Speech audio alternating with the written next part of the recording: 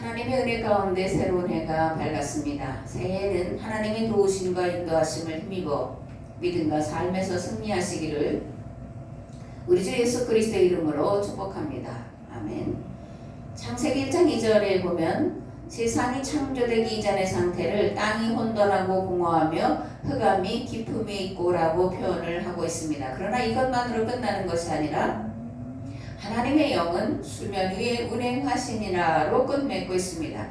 오늘 대한민국에 갇힌 현실은 땅이 혼돈하고 공허하며 흑암이 깊음에 있는 것 같은 그런 모습입니다. 무질서와 불법, 탈법, 떼법이 판을 치고 있고 나와 다른 생각을 가진 상대에 대한 미움이 극단으로 치닫고 있습니다. 그러나 여전히 우리에게는 소망이 있습니다. 왜냐하면 하나님께서 교회를 통해 역사를 주관하고 계시기 때문입니다. 아멘. 하나님께서 역사를 주관하심으로 정치나 사람에게 소망을 둘 것이 아니라 오직 하나님께 소망을 두어야 합니다. 정치적 견해나 사상적 견해가 다를지라도 그것에 따라 좌우로 휘둘리지 말고 각자 자신의 위치에서 주어진 일에 최선을 다해야 합니다. 무엇보다 이러한 때의 교회와 성도는 깨어 정신을 차리고 기도에 힘써야 합니다. 기도는 우리가 이 세대를 위해, 대한민국을 위해, 그리고 교회를 위해 해야 할 대속의 방법인 줄 믿습니다. 아멘.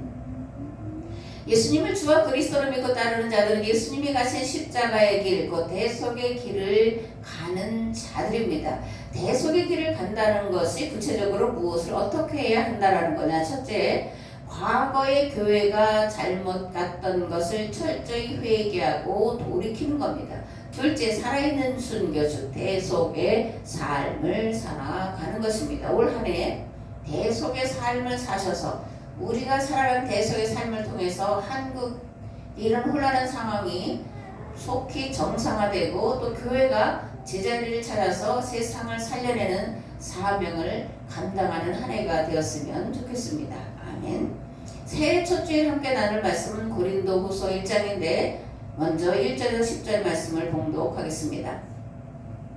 하나님의 뜻으로 말미암아 그리스도 예수의 사도된 바울과 형제 디모데는 고린도에 있는 하나님의 교회와 또 온 아가야에 있는 모든 성도에게 하나님 우리 아버지와 주 예수 그리스도로부터 은혜와 평강이 있기를 원하노라. 찬송하리로다. 그는 우리 주 예수 그리스도의 하나님이시요 자비의 아버지시요 모든 위로의 하나님이시며 우리의 모든 환난 중에서 우리를 위로하사 우리로 하여금 하나님께 받는 위로로서 모든 환난 중에 있는 자들을 능히 위로하게 하시는 이시로다. 그리스도의 고난이 우리에게 넘치는 것 같이 우리가 받는 위로도 그리스도로 말미암아 넘치는도다. 우리가 환난당하는 것도 너희가 위로와 구원을 받게 하려는 것이요 우리가 위로를 받는 것도 너희가 위로를 받게 하려 하는 것이니 이 위로가 너희 속에 역사하여 우리가 받는 것 같은 고난을 너희도 견디게 하느니라. 너희를 위한 우리의 소망이 견고함은 너희가 고난에 참여하는 자가 된 것 같이 위로에도 그러할 줄을 알미라. 형제들아, 우리가 아시아에서 당한 환난을 너희가 모르기를 원하지 아니하노니 힘에 겹도록 심한 고난을 당하여 살 소망까지 끊어지고 우리는 우리 자신이 사형 선고를 받은 줄 알았으니 이는 우리로 자기를 의지하지 말고 오직 죽은 자를 다시 살리시는 하나님만 의지하게 하심이라. 그가 이같이 큰 사망에서 우리를 건지셨고 또 건지실 것이며 이후에도 건지시기를 그에게 바라노라. 아멘. 1절에서 10절까지 말씀을 보면 고난과 환난이라는 단어가 8번이 나옵니다. 그러면서 사도 바울은 그런데 고난과 환난이 유익이다 이렇게 말씀을 하고 있는데 고난이 유익이다. 이게 이해가 머리로는 되는데 가슴으로는 잘 안 되는 단어인데 그러면 고난이 유익이라고 하는 거냐. 첫째, 나는 아무것도 할 수 없는 무기력한 존재라는 것을 철저히 깨닫게 되기 때문입니다. 두 번째로 온전히 하나님만 의뢰하기 때문이에요. 셋째, 오직 하나님만 의지했더니 하나님께서 죽음에서 내셨고 건져내실 것이고 이후에도 건지시기를 소망하는 소망을 갖게 되기 때문에 고난이 유익하다. 이렇게 사도 바울은 고백을 하고 있습니다. 아멘. 또 사도 바울은 이렇게 이제 고백을 합니다. 하나님은 자비의 아버지시고 고난을 이기게 하시는 하나님이시고 모든 위로의 하나님이시며 위로하게 하시는 하나님이시고 환난과 고난 가운데서 구원하시는 하나님이시다. 이렇게 사도 바울은 하나님을 고백을 합니다. 사도 바울의 하나님, 곧 우리의 하나님은 우리를 모든 환난과 고난에서 이기게 하시고 구원하시는 하나님이십니다. 어떠한 때라도 우리를 결코 포기치 않으시고 소망으로 바라보시는 아버지이십니다. 그러므로 낙심하거나 절망해서는 안 됩니다. 도리어 소망을 굳게 잡고 일어나야 합니다. 아멘. 고린도후서 1장을 통해서 두 가지 큰 주제를 말씀드리려고 하는데 고난과 또 거룩이에요. 먼저 첫 번째 주제인 고난을 말씀을 드리겠습니다.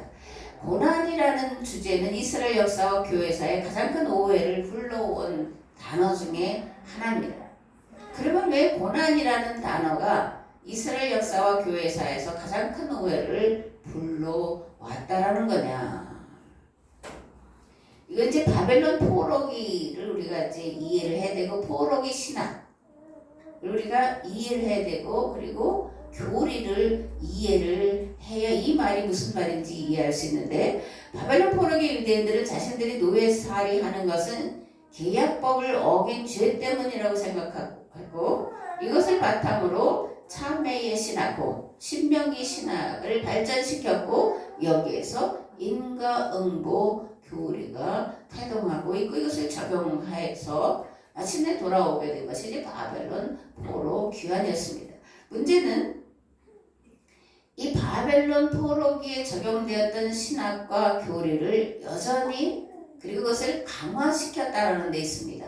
그러니까 신명기 신학, 참회 신학이 잘못됐고 인과응보 교리가 잘못됐다라는 말이 아니라 뭐예요? 바뀐 세대도 여전히 그것을 가지고 신앙생활을 하도록 했다라는 것에 잘못이 있다라는 것을 말씀을 드립니다. 인과응보 교리가 헬라 제국 그리고 로마 제국으로 이어지면서 본래 이 인과응보 교리는 공동체에 적용되었던 교리인데 개인에게 적용을 했다라는 거예요. 그래서 이 인과응보 교리를 개인에게 적용함으로 예수님 당시의 유대사회는 죄인과 의인으로 양분된 사회가 되었다라는 겁니다. 건강한 자, 부자, 권력자들은 유대교율법을 잘 지켜서 하나님께 복받은 자요, 의인이요, 구원받은 자라고 생각했고, 반대로 가난한 자와 병든 자들은 유대교율법을 지키지 않아서 저주를 받았고 죄인이고, 그래서 구원받을 수 없다고 정죄하고 심판을 했습니다.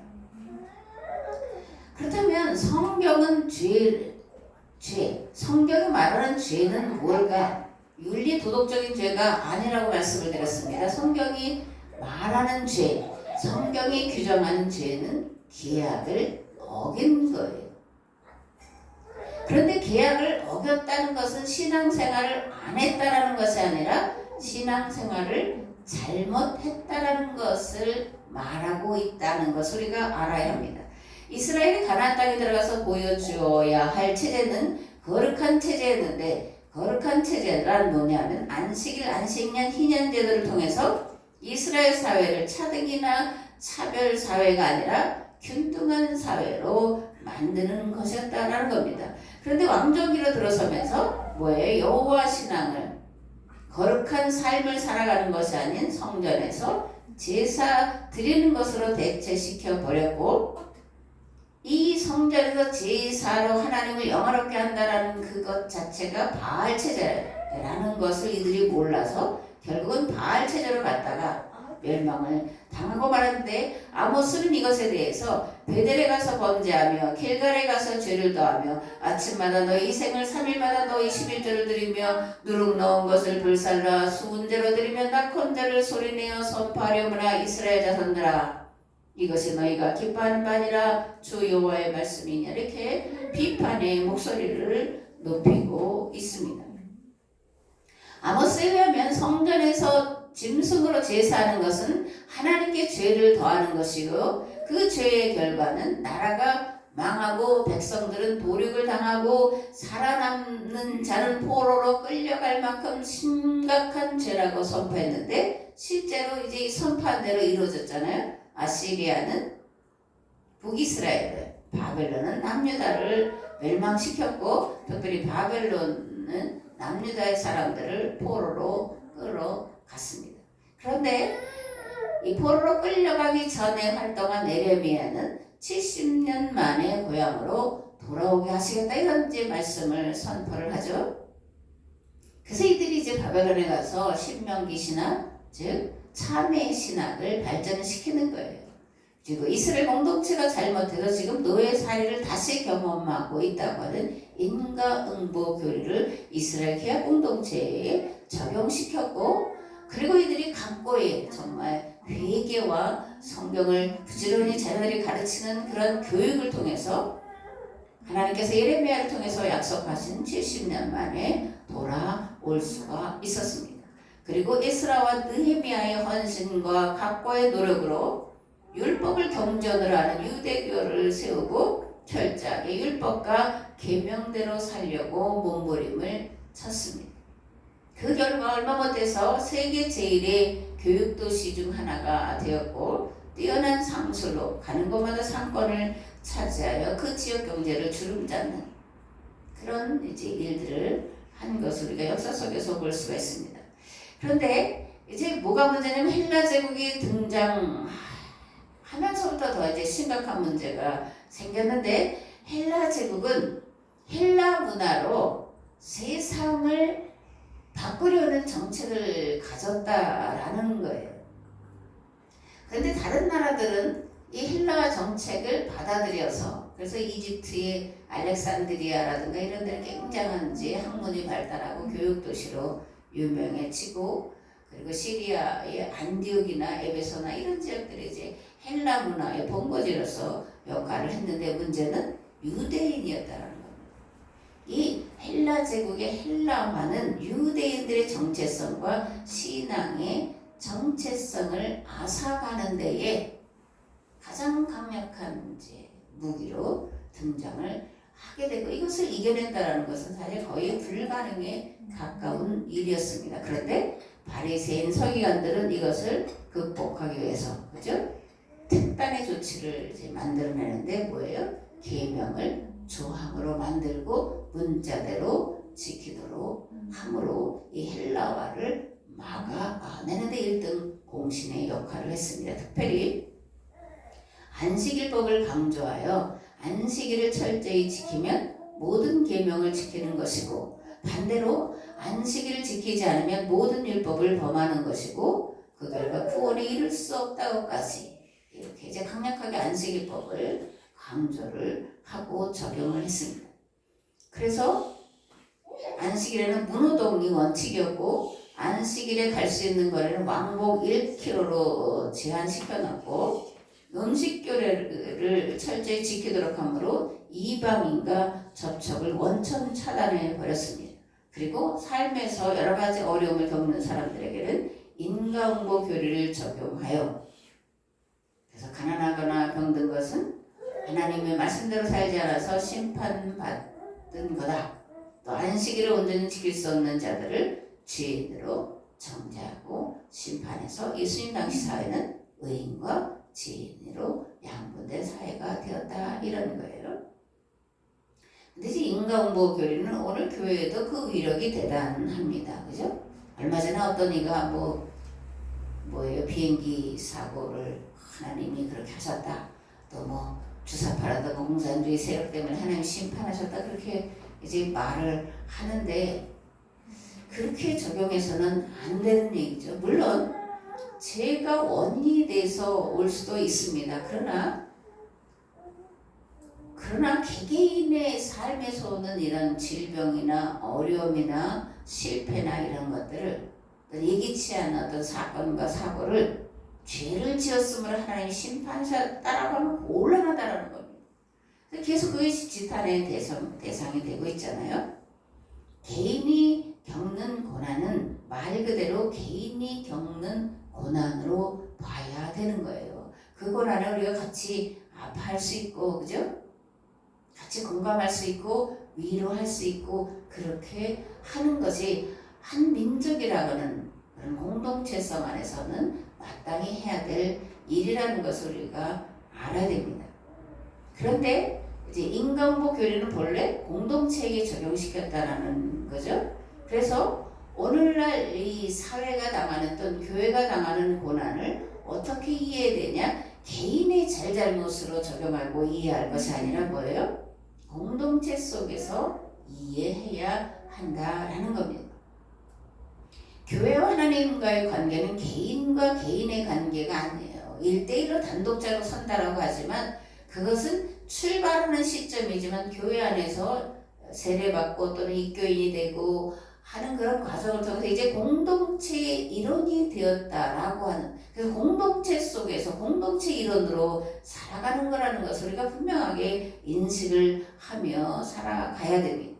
다시 말하지만 교회와 하나님과 관계는 개인의 관계가 아니라 공동체의 관계예요.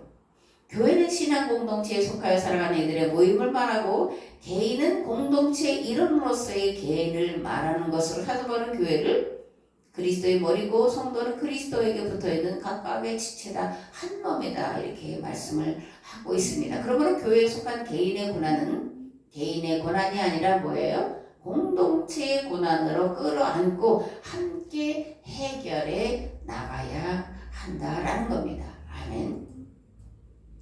8절에 10절 말씀을 보면 이제 아시아에 당한 환난을 너희가 모르기를 원하지 아니하노니 힘에 겹도록 고난을 당하여 살 소망까지 끊어지고 사형 선고를 받은 줄 알았다, 이렇게 이제 고백을 합니다. 그런데 뭐라는 거예요? 그 고난과 환난이 유익이 되었다, 이렇게 고백을 합니다. 교회와 성도에게 주어지는 고난은 유익입니다. 왜냐하면 하나님만 의지하게 되기 때문에, 그리고 하나님과 사람 앞에서 겸손하고 겸비하게 되기 때문에 고난이 유익인 줄을 믿습니다. 아멘. 그렇다면 초대교회가 받은 박해와 고난은 어떻게 이해해야 할까? 헬라 제국과 로마 제국의 죄를 대속하기 위한 박해로 받아들여야 한다라는 겁니다. 초대교회가 당한 환난과 고난과 순교를 통해 로마 제국이 기독교 국가가 될 수가 있었습니다. 교회는 한 시대가 범한 죄를 담당하기 위해 피 흘리기까지 싸워야 합니다. 피 흘림이 없이는 사함도 없기 때문에 그리스도인이, 교회가 피 흘림이 없으면 이 세대는 구원의 소망이 없다라는 것을 알고 교회가 고난 가운데 처했을 때 감사하면서 고난을 넉넉하게 함께 기도로서 극복해 나가야 할 줄을 믿습니다. 이스라엘 왕정기를 이제 대략 500년으로 치는데 포로 생활은 70년이었습니다. 실제 포로 생활 기간은 이제 50년이었어요. 그러니까 1, 2, 3차로 끌려가고 한 그런 시간들을 다 하면 70년인데 본격적으로 이제 포로 생활을 한 것은 이제 50년이었다라는 거예요. 그러니까 500년에 대한 죄값을 하나님께서 50년 10분의 1로 줄여 주셨다라는 겁니다. 칼날과 굶주림으로 죽고 매맞아 죽고 끌려간 자들은 혹독한 노동에 시달리다가 죽어야 했습니다. 우리는 회개하면 금방 용서받고 모든 것이 정상으로 회복된다는 착각을 종종 합니다. 그러나 죄에 대한 대가는 반드시 치러야 한다라는 것을 우리가 알아야 합니다. 70년의 혹독하고 오목한 세월을 이들이 회개하며 하나님께로 돌아가기를 애쓰고 힘썼을 때에, 즉 죄값을 치렀을 때에 하나님께서 다시 돌아올 수 있는 기회를 주셨다라는 거예요. 우리는 그냥 공동체가 범한 죄는 회개로 다 해결받을 수 있는 것이 아니라 반드시 대가를 치러야 한다는 것을 두려움으로 떨림으로 가슴에 새겨야 할 줄을 믿습니다. 아멘. 요한계시록 6장에 보면 이런 말씀이 있습니다. 다섯째 인을 되실 때에 내가 보니 하나님 말씀과 그들이 가진 증거로 말미암아 죽임을 당한 영혼들이 제단 아래에 있어 큰 소리로 불러 이르되 거룩하고 참되신 대주제여 땅에 거하는 자들을 심판하여 우리 피를 갚아주지 아니하시기를 어느 때까지 하시려 하나이까 하니 각각 그들에게 흰 두루마기를 주시며 이르시되 아직 잠시 동안 쉬되 그들의 동무종들과 형제들도 자기처럼 죽임을 당하여 그 수가 차기까지 하라 하시더라. 요한계시록 13장에 이렇게 기록되어 있습니다. 누구든지 귀가 있거든 들을지어다. 사로잡힐 자는 사로잡혀갈 것이요 칼에 죽을 자는 마땅히 칼에 죽을 것이니 성도들의 인내와 믿음이 여기 있느니라. 순교한 자들이 제단 앞에서 이렇게 이제 하나님께 호소하는 거예요. 우리 피를 갚아주지 아니하시기를 어느 때까지 하시렵니까? 그러니까 뭐라고 대답하시는 거예요? 수가 차기까지 기다려야 한다. 사로잡힐 자는 사로잡혀갈 것이고 칼에 죽을 자는 칼에 죽을 것이다. 이렇게 이제 응답을 하셨다는 겁니다. 왜 수가 차기까지 사로잡히고 칼에 죽어야 되냐? 죄 지은 만큼의 대가를 치러야 하기 때문이라는 거예요. 죄에 대한 대가를 치러야 한다는 것을 생각하고 죄 짓고 회개하면 되지, 그런 잘못된 생각하지 마시고 어찌하든지 죄를 이기기 위해서 말씀과 기도로 하나님께 나아가야 할 줄을 믿습니다. 아멘. 다니엘서 2장 45절에 보면 손대지 아니한 돌이 산에서 나와서 새와 녹과 진흙과 흙과 금을 부서뜨린 것을 왕께서 보신 것은 크신 하나님이 장래일을 왕께 알게 하려 하신 것이라. 이 꿈은 참되고 이 해석은 확실하니이다. 아멘. 느부갓네살이 꿈을 꿨어요. 그런데 새와 녹과 진흙과 은과 금을 부서뜨리는 꿈을 꿨는데 이것을 해석해 줄 사람이 하나도 없었습니다. 그럴 때 이제 다니엘이 그 꿈을 해석을 해주는데 뭐예요? 순금. 머리는 순금, 가슴과 두 팔은 배와 넓적다리는 놋, 종아리와 신발은 쇠로 된 신상이었는데 금은 바벨론, 은은 페르시아를, 놋은 헬라를, 철은 로마 제국을 말하는데 산에서 돌이 하나 날아와서 쇠로 된 발을 깨뜨렸다. 뭐예요? 로마 제국을 무너뜨릴 것이다. 이런 제 말씀입니다. 아멘. 날아온 돌멩이가 박살낸 것은 로마 제국이에요. 로마 제국에 무엇을 깨뜨렸다라는 거냐? 팍스 로마나 이런 말 이제 들어보셨잖아요. 팍스 로마나, 로마의 깃발 아래 평화다. 600년 동안 로마 제국이 다스릴 때 전쟁이 없는 평화 시대를 이루었다. 다시 말하면 나라 돌멩이가 깨뜨린 건 뭐냐? 이 침략 전쟁, 약탈 전쟁, 정복 전쟁이 끝나고 600년의 평화의 시대를 이루게 되었다. 이렇게 될 것이다 라는 것을 이제 꿈으로 보여주시고, 그리고 다니엘이 이 꿈을 이제 해석을 했다라는 겁니다. 그럼 날아온 돌멩이 실체는 뭐냐? 교회입니다. 콘스탄틴이 내린 밀련 칙령으로 말미암아 로마 제국이 기독교를 봉인했고, 이로 말미암아 약탈과 침략을 일삼는 정복 전쟁이 종식되었다. 팍스로만하다. 이제 이렇게 역사적으로 부르고 있는 겁니다. 오늘 교회가 해야 할 일 무엇일까? 날아온 돌멩이 역할을 다시 감당하는 겁니다. 왜 다시 날아온 돌멩이 역할을 담당해야 되냐? 교회가 1700년 동안 잘못된 길로 갔고 지금도 계속해서 잘못된 길로 가고 있기 때문에, 교회가 잘못된 길로 가자 하나님께서는 1차 포로살이를 경험하게 하셨는데, 그것이 뭐라고 말씀드렸죠? 르네상스라는 겁니다. 하나님 중심 사회에서 인간 중심 사회로 되돌아가는 운동, 그것이 르네상스였습니다. 두 번째로 포로살이를 경험했는데 공산주의 운동입니다. 70년 만에 공산주의가 실패로 막을 내렸습니다. 그런데 오늘 우리가 살아가는 세상을 보면 3차 포로 생활을 해야 할 지경이다라고 생각하는데, 그런데 3차 포로 생활과 기한이 있을 것이냐? 그것은 우리가 장담할 수 없다라는 데 두려움이 있는 거예요. 하나님이 허락하시면, 그죠? 거기 혹시 하나님 혹시 허락하시면 우리가 3차 포로 생활을 하고 귀환할 수 있는 소망이 있는데, 그런데 우리에게 주어지고 나타나고 보여지는 현실은 파멸이 더 가깝다라는 데 심각한 문제가 있다라는 겁니다. 그러나 낙심하고 포기해서는 안 됩니다. 도리어 교회는 하나님께로 돌아가는 운동을 대대적으로 펼쳐야 합니다. 하나님의 길에서 벗어나 인간의 길로 간 세월에 대한 죄값을 교회가 치러야 돼요. 대속의 길을 가야 한다라는 겁니다. 아멘. 박해는 초대교회의 상황이었죠. 그죠? 그런데 오늘 우리는 박해의 시대에 살고 있지 않습니다.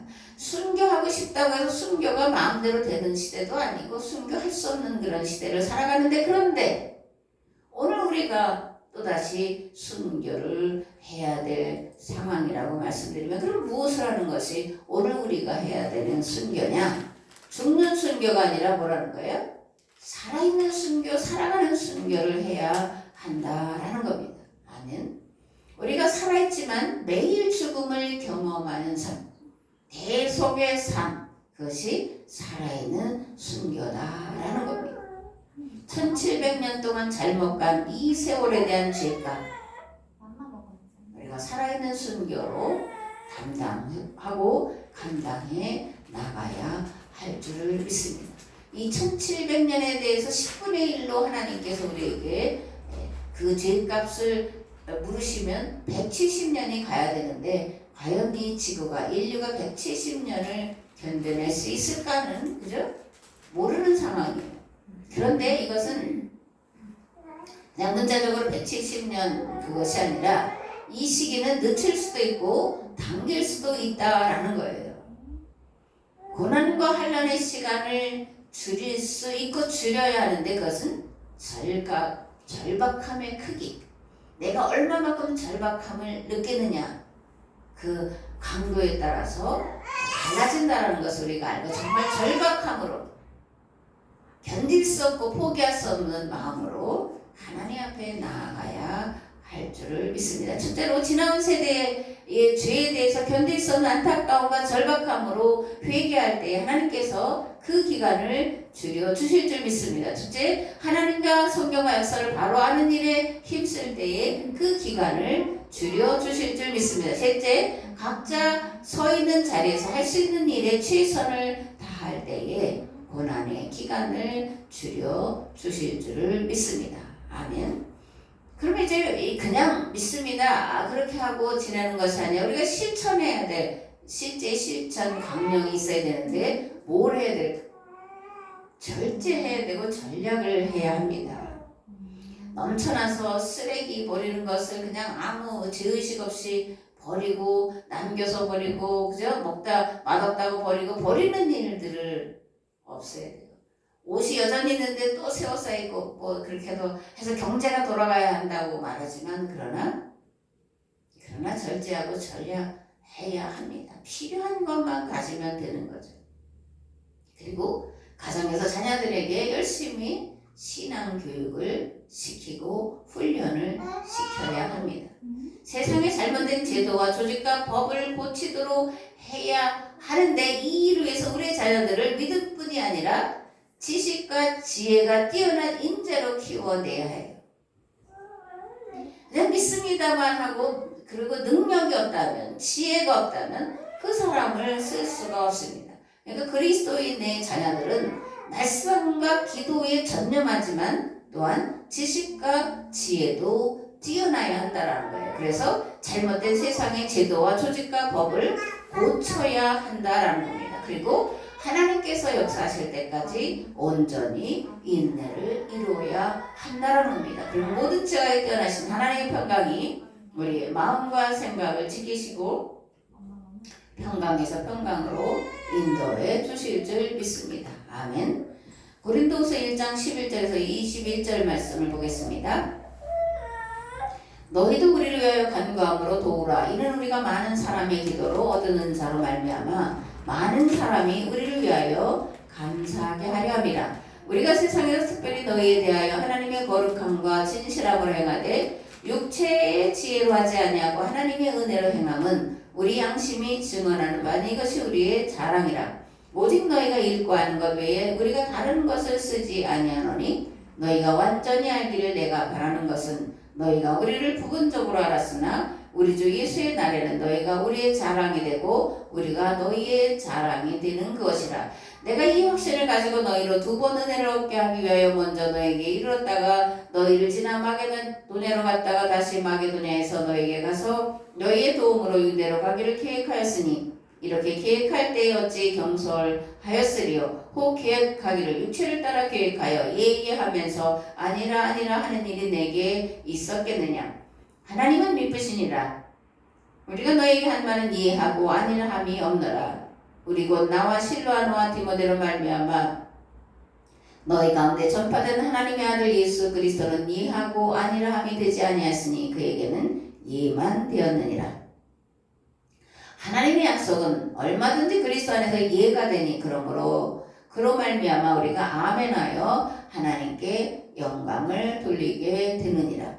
우리를 너희와 함께 그리스도 안에서 굳건하게 하시고 우리에게 기름을 부으신 이는 하나님이시니 그가 또한 우리에게 인치시고 보증으로 우리 마음에 성령을 주셨느니라. 내가 내 목숨을 걸고 하나님을 불러 증언하게 하노니 내가 다시 고린도에 가지 아니한 것은 너희를 아끼려 함이라. 우리가 너희 믿음을 주관하려는 것이 아니 오직 너희 기쁨을 돕는 자가 되려 함이니 이는 너희가 믿음에 섰음이라. 아멘. 앞에서 이제 고난에 대해서 생각했는데 이제 거룩에 대해서 생각을 하려고 합니다. 거룩. 하나님 거룩하신 곳에서 거룩한 보좌에 앉으셔서 그 거룩할 때 그 거룩은 초월을 생각하면서 우리가 이제 찬송도 부르고 그렇게 생각을 합니다. 또 초월을 초자연적이고 신비적인 것으로만 생각을 합니다. 그러나 성경이 말씀하는 거룩은 뭐냐? 세상 속에 하나님 나라를 이루어가는 삶, 그것을 거룩이라고 말한다는 것을 우리가 알아야 합니다. 레위기 17장에서 26장을 이제 보통 성결법전이다 이렇게 말하는데 거기에는 내가 거룩하니 너희도 거룩하라는 말씀이 후렴구처럼 반복해서 나오고 있기 때문에 그렇습니다. 레위기에서 말하는 거룩, 기하법을 지켜 행하는 삶을 말하는 거예요. 이 성결법전에는 어떻게 살아야 되는지에 대한 내용들이 자세하게 기록이 되어 있다는 겁니다. 하나님이 원하시는 거룩 또는 하나님이 이 땅에 이루시기를 원하시는 세상은 어떤 세상이나 거룩한 세상인데 누구나 골고루 잘 사는 세상, 이것이 하나님이 원하시는 이 땅이 이루어야 될 하나님 나라라는 것을 우리가 알아야 합니다. 왜냐하면 하나님이 이 세상 만물을 창조하시고 인간을 하나님의 모양과 형상대로 만드시고 생육하고 번성하고 땅에 충만하고 함께 어우러져 행복하게 살아라 라고 말씀하셨기 때문입니다. 그러므로 하나님은 공평한 세상과 공정한 세상이 되기를 원하십니다. 함께 더불어 사는 세상이 되기를 원하셔요. 서로에게 책임 있는 존재가 되기를 원하십니다. 그리고 심은 대로 거둔 법이 적용되는 세상이 되기를 원해요. 그러므로 성경이 말하는 거룩은 탐욕을 버리는 것과 일치합니다. 왜냐하면 탐욕은 우상숭배고 우상숭배는 자기 배만 섬기는 것이고 이것은 하나님을 대적하는 것이고 거룩에서 벗어난 죄악의 길이기 때문에 그렇습니다. 아멘. 오늘 한국사회 혼란과 무질서의 원인, 저는 무책임에 있다라고 생각을 합니다. 자유와 권리만 누리려 하지 책임 있는 존재로 서지 않는 데 있고 자기 본분을 지키지 않는 데 있다라고 봅니다. 심은 대로 거두려 하지 않고 심지 않고 거두려 하는 데 있다 봅니다. 희생과 수고 헌신은 싫어하고 자신의 안위와 평안만을 원하는 데 있다라고 봅니다. 2025년 새해가 시작되고 첫 주 예배를 드리는데 저는 올해를 사도행전 2장이 재현되는 해가 되기를 원하는 그런 마음을 어느 때부턴가 가지고 있고 그렇게 기도를 하고 있습니다. 근데 사도행전 2장이 재현되려면 기도가 쌓여져야 돼요. 기도가 채워져야 합니다.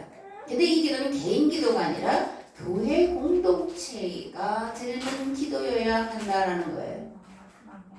하나님의 도우심 없이는 교회도 살아남을 수 없고 우리나라도 살아남을 수 없고 세상 만물도 살아남을 수 없습니다. 오직 교회가 그리스도 예수 안에서 성령님의 임재 가운데 거할 때에만 살아있을 수 있고 살아있어야만 세상 만물을 살려낼 수 있습니다. 함께 기도함으로 교회를 살리고 가정을 살리고 나라를 살리는 귀한 사명을 감당하는 복된 2025년 그리고 복된 성도 복된 교회 되기를 우리 주 예수 그리스도의 이름으로 축복합니다. 아멘.